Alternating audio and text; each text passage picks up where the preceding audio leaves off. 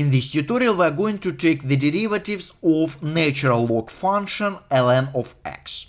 So the derivative of ln of x is 1 over x, providing that x is greater than 0.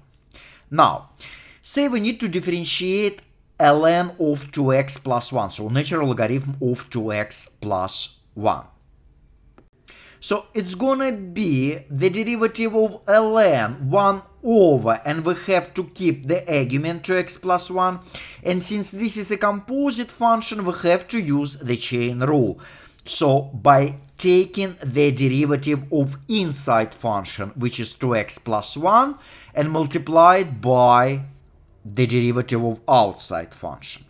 Now, the derivative of 2x plus 1 is gonna be just 2,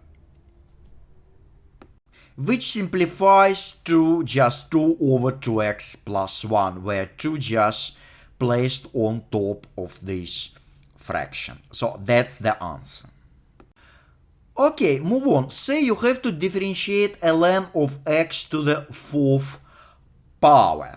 So we can use a power rule for logarithms in order to simplify this before taking the derivative. So this 4th power comes out in front of the log as a coefficient according to the power law for logarithms. So in other words, we want to simplify your expression before, so it would be easier to take the derivative.